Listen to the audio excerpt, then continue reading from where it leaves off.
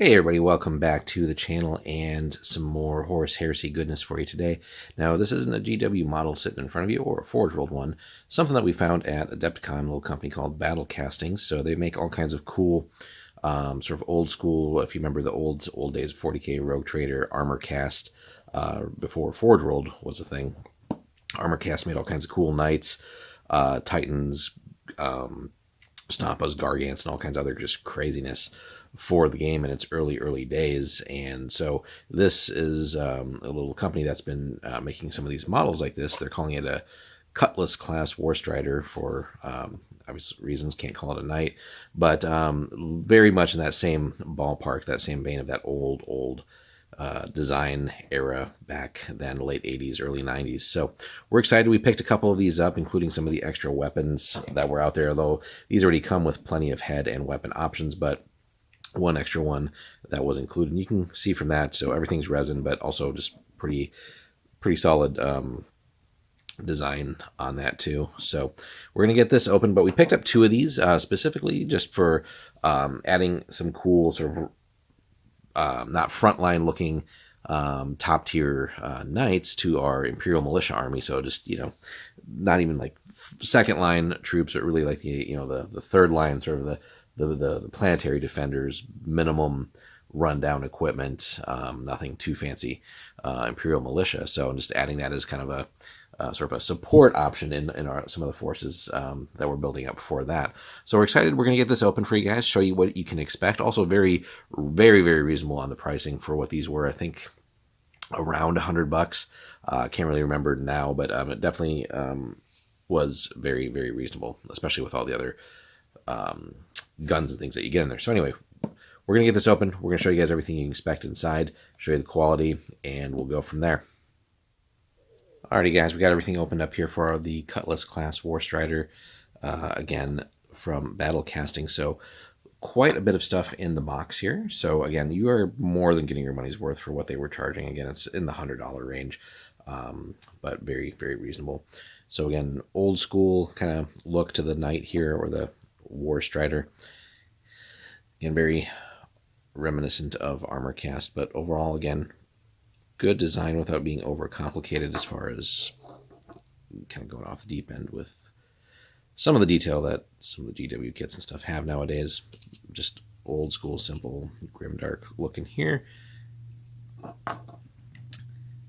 Again, definitely going to be a fair bit of cleanup involved. We can see that in some of the pieces here, some mold lines, things like that. The usual things to trim off when you're working with resin.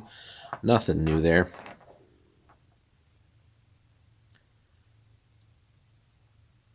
But again, assembly-wise, pretty simple. Very easy joins, easy fits, easy design. You do get directions included, but if you're somewhat experienced, you really probably will not need that.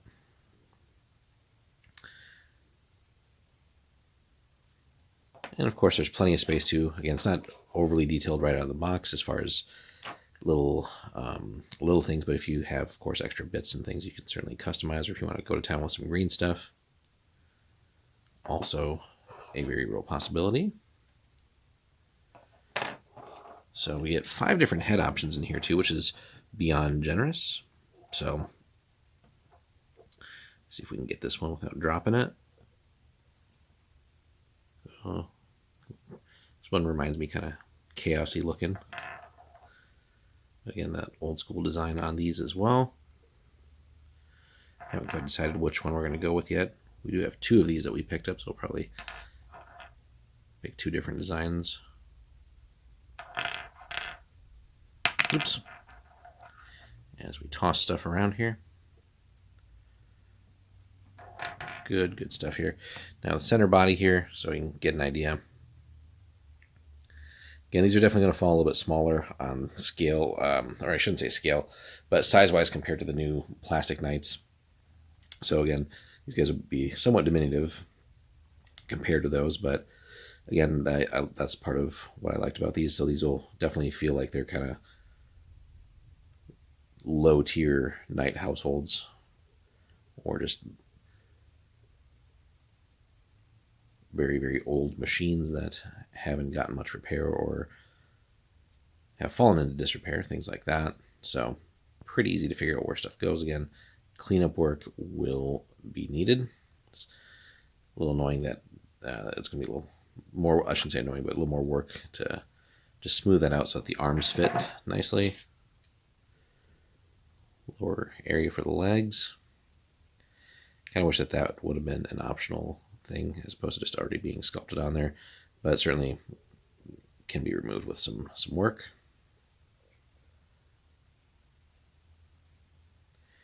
I think if I had only like, not even a critique, but just like a suggestion on these, just one of the nice things that at least I always liked with the old Armorcast ones was that essentially you could secure the model with bolts and nuts that were included. So, you could swivel like the torsos, the arms, things like that. That was kind of built into the design, and then also made for very easy disassembly for travel and things like that. So that would be cool to kind of see with these as well, but not something that has to be there. So then we get some smaller weapons here. So essentially like a heavy stubber, some ammo pieces here. If you're not using the missiles on top, kind of that old school look that some of the old, again, Armorcast pieces had here, more for decoration than anything. But missile launcher for the top. Again, old school look here. Plenty of detail though. Just enough for what we need. Battle cannon arm essentially. So I think for this first one, certainly we're gonna go with this and the heavy chainsaw.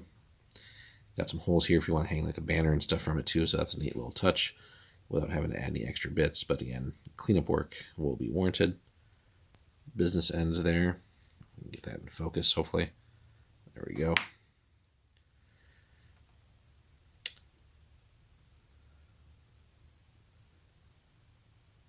And that's kind of where I was talking about too. Like, again, if this were the old Armorcast ones, this would have like a little bolt hole that you could essentially stick it into the torso, tighten it down with the bolt and the nut and everything, and then the shoulder pad would essentially block the join, but then you could actually rotate these. So that could be something you could still work on with these. It just would require work and probably magnets and all that. So chainsaw arm, big and chunky looking, nothing over complicated here. Again, cleanup work to be done.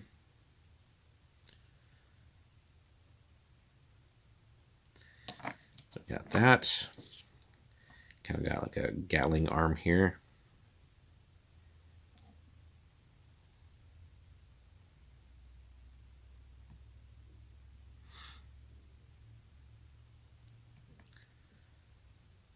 Okay, and then again, the optional arm. I've actually got a couple more here, but just to bring that in here. So there is a Melta arm included, but this one essentially like a large flamer.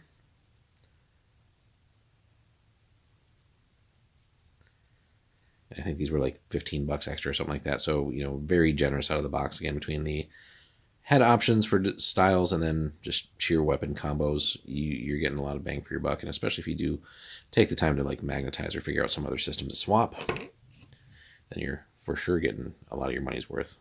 Melta arm, again, some cleanup work to do, especially at the bottom there, but yet another weapon.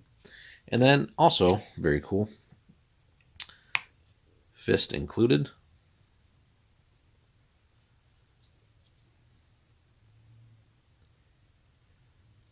And then also, obviously it's been in the frame here most of the time. They include a base for us, so we don't have to go buying one of the plastic ones or an aftermarket one. You do get that in the box as well. And then some guides on assembly. So nice that they included this.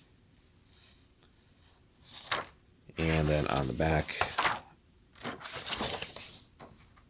we do get our assembly guide to lay it out for you. Not that you really would struggle to figure this out on your own if you've got some experience with these types of kits, but hey, it's a nice gesture, right? So not everybody has that much hobby experience under their belt. So you have that, and then a couple business cards too for the company as well. So overall, a great find. I'm certainly happy with these. And again, we're looking forward to getting both of these actually again built up, putting those in our Imperial Militia forces. I know they're working on some other designs, some of the other variants that go with this. I know they also make like the again old school like Eldar type of knights that used to exist again way back Rogue Trader era days, that kind of stuff via Armorcast.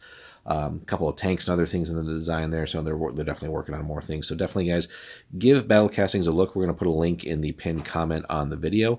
Let us know what you think of the kit overall. And again, once we get this first one in the pipeline and painted up, we'll see if we'll do like a little video on sort of the end result on that and some final thoughts on the kit once it's all up and running. So, but let us know in the comments, guys, your thoughts here.